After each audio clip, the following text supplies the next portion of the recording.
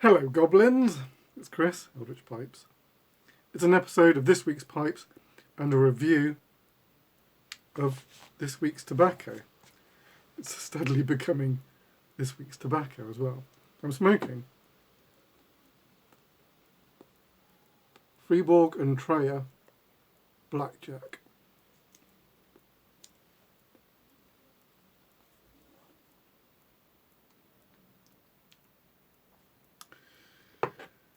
Core, it's been a week. It's been a week. What have I been watching? Oh yeah. On the BBC, The Wrong Man. There was quite a famous case in the UK. The guy had been jailed for 17 years for a rape that he didn't commit. I don't know if it's the same in the States, but in the UK, if you don't admit to your guilt, they're within their rights to keep you in jail longer, way past your initial sentence, as they consider you to be in denial about your crime and therefore likely to commit it again. But of course there's another kind of person who is unlikely to admit to a crime, and that's someone who hasn't done it. And you go, okay, no justice system is perfect. That is just the unfortunate fact of life. It's either too lenient or it's too punishing. You know, so you have to place your justice system somewhere on the dial. And I believe, like, in the Western world, the golden rule is that we'd rather not imprison an innocent man than release her. No, put that right. We'd rather not convict a guilty man than convict an innocent man. And so that means, in theory, you're letting some guilty men go free, but hopefully never convicting innocent men. And I think that's probably right. That's probably where you should have your justice system. You don't want a justice system that is so sure it's got every guilty person because it's got a boatload of innocent people in there as well. But things go wrong. And so this guy, it took 17 years to prove that he was innocent. And he did in the end, with some help. The Wrong Man. I'm afraid I forget his name. The importance was in how is justice carried out? How is justice reviewed? What is the process by which, if a wrongful conviction has been made, can you get it looked into? And the answer is very difficult, which is depressing, but also understandable. How much of the justice system do you want set aside to interrogate its own processes? Too much, and it just becomes completely inefficient. Too little, and wrongful convictions don't get overturned. There's no perfect justice. Anyway, so I've been smoking this week's well, actually I bought two, but I'm only smoking one a week. So this week it's the Blackjack, next week it's the Vanna's mixture. This guy is just it says Brighton Red Virginia, pressed into a cake and then sliced. So about as straightforward and unfussy as you can get. I will say that I really like the cut. The finer the cut, even ribbon sometimes you can accidentally overpack your pipe. But this kind of like broken flake, it really reminds me of Jermaine's Dunbar. This kind of like rough cut. It's chunkier than ribbon, not quite a broken flake, or yeah, not really broken flake, just kind of nice rough cut.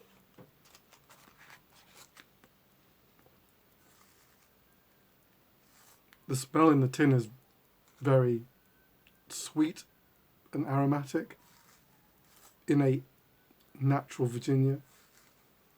There's no topping on this, I don't think, apart from maybe just a sweetening, but very light. So very pleasant tin smell.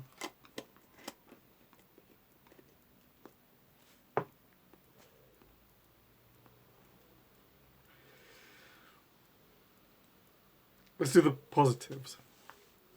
It burns really well. Mechanically, I really like this blend. I like the cut, I like the way it smokes. The moisture level is just slightly, it's not moist, it's just slightly on the drying side, which I like.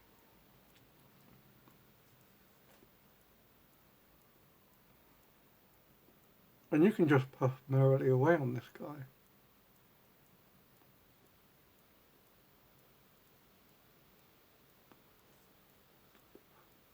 But that's kind of where the positives end for me.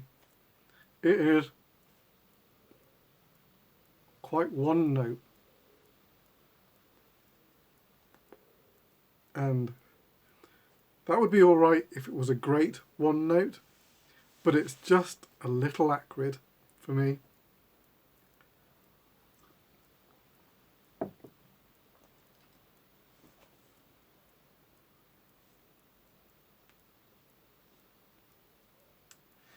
It has some, like, just this vague sweetness.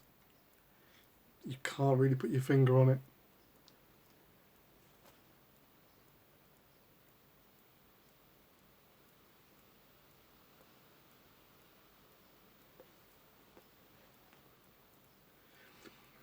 But it's verging on a kind of,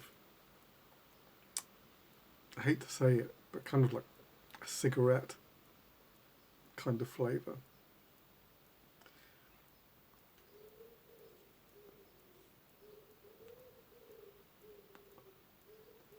It's definitely got this like nice sort of natural tobacco vanilla. Again, not a flavouring, just natural vanillins in the tobacco. And it's there, very light, but it is there. It's boring. So it's kind of boring,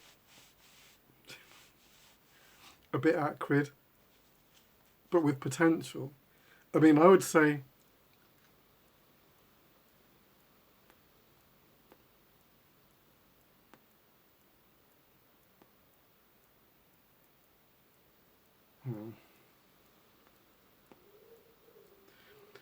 I was saying to Chris last week that the blended cut blood could do with at least a year in the tin. For the Virginia lover, maybe. If you're absolutely bonkers about straight Virginias, maybe you could smoke this now. For me, for my tastes, I reckon a couple of years in the tin before I would touch this again.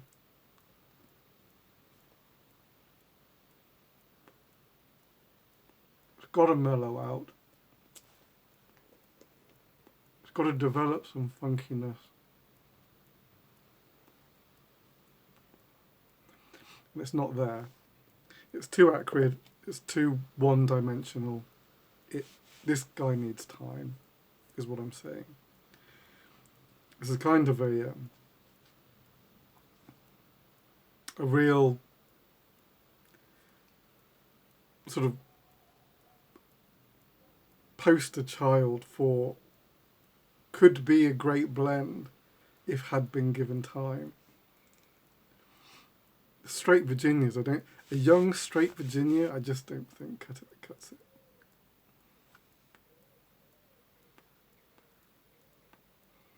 I'm now a little worried about smoking Vanna's mixture. Based on their vintage flake, I thought they were doing good by their Virginias. Now I'm a little worried. But, hang on. Alright. Blackjack.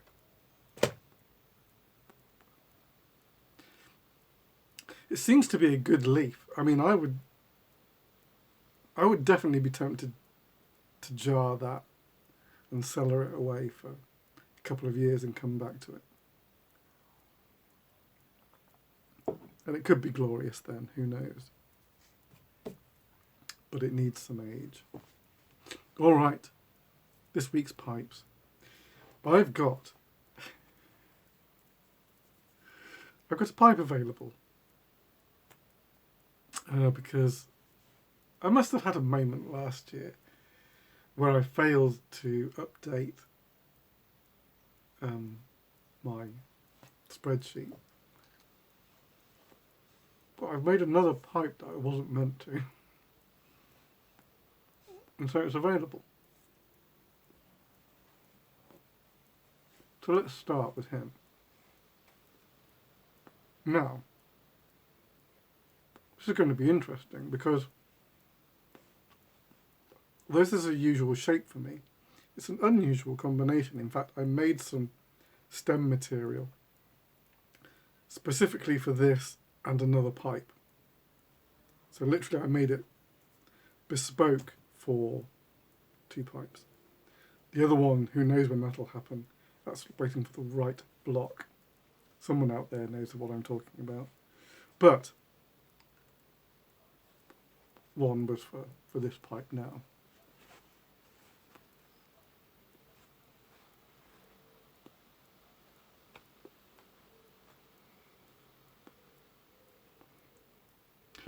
It is a prince, as you can see. And the look was, well actually the look was slightly different. When I realised I'd made the wrong pipe, I made a different call on the finish. And it's now an opera pipe. Effectively, it's black and white. And, as you can see, it's a black sandblast. Really nice. Quite rugged.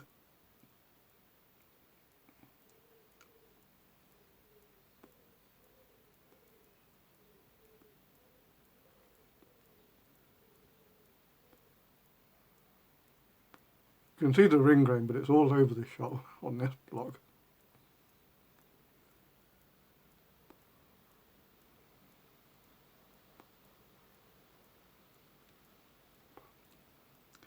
With a pearl white stem.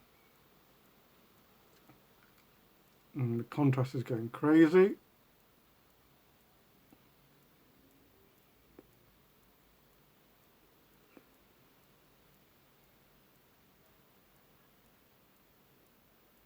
Nice though, isn't it? So, an opera prince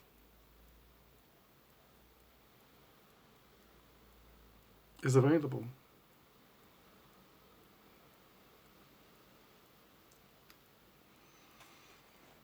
If you're interested, send me an email at devilsreef@gmail.com.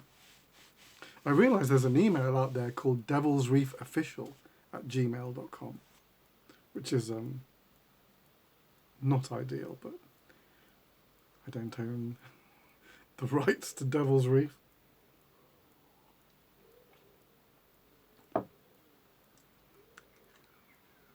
Oh, wanted to mention, a chap,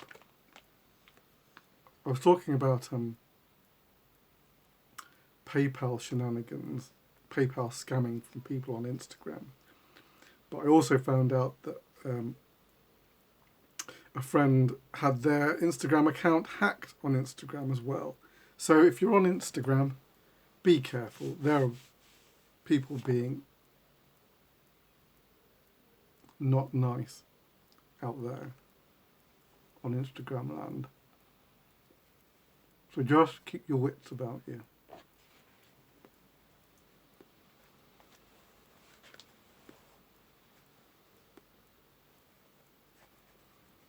One of my commissions this week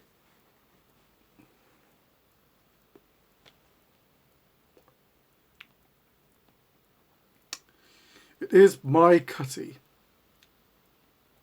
my version of a cutty, which is really a sort of tulip, and he's done in a black and green contrast blast.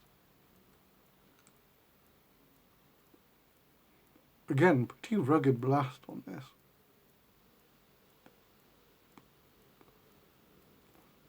I'm not sure if my blasts are getting more rugged because I've updated everything, you know, new sandblast gun and all of that, or if it's just the briar, because different briar reacts differently.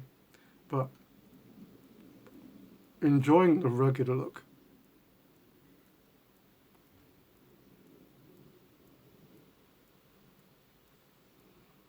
Now you can see the blast picking out the ring grain, but the contrast blast picking out the straight grain.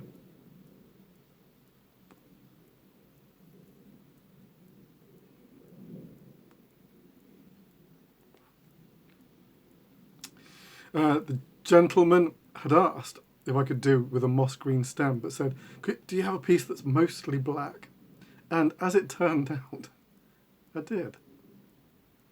So, mainly black, but with a few strands of green shot through it.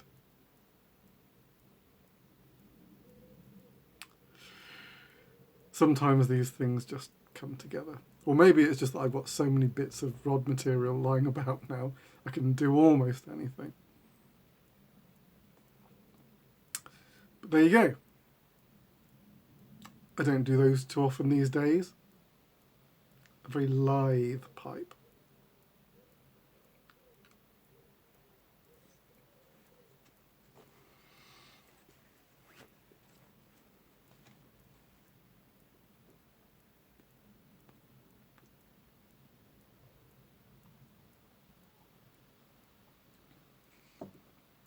And finally,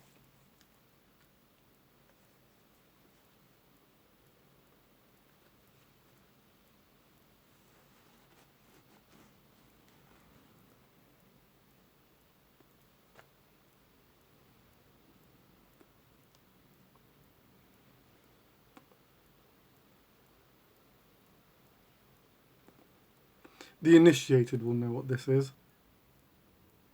It is a slimline mandragora root.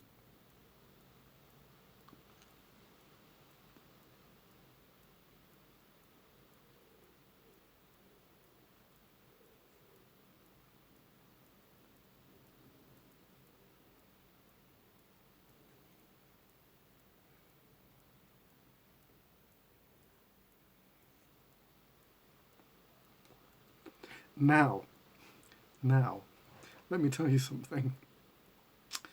Quite often, I rusticate the rim of these as well. But I just thought, that's just too great. I'm not going to mess with that. Sometimes plateau can come out quite oddly. And you look at it and go, no, I'm going to deal with that. But this I just really liked as it was. There's just quite a lot of detail going on. No super weird bits, so it's like, yeah, I'm keeping that. That's a great, and it's just its own natural curvature. Just fitted the pipe really well. I thought, I'm keeping that. This is a piece of the moss green with a lot of green in it. And, as I like to say, it's not as green as it appears on this screen.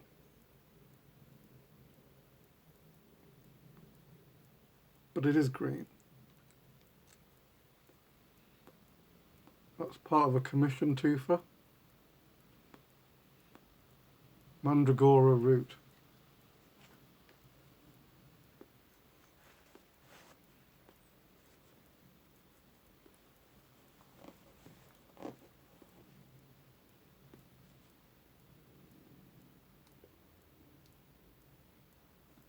Someone mentioned that they'd used the thumb over the bowl tip when the pipe was going out after seeing me do it last week. I learnt that little trick at the pipe smoking competition.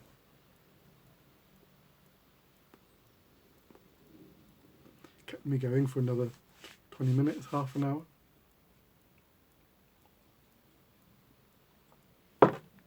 All right. That's it from me. I will be back next week, all being well, with more pipes. Yes, with more pipes, I should think. So until then, take it very easy. Your loyal pipe maker.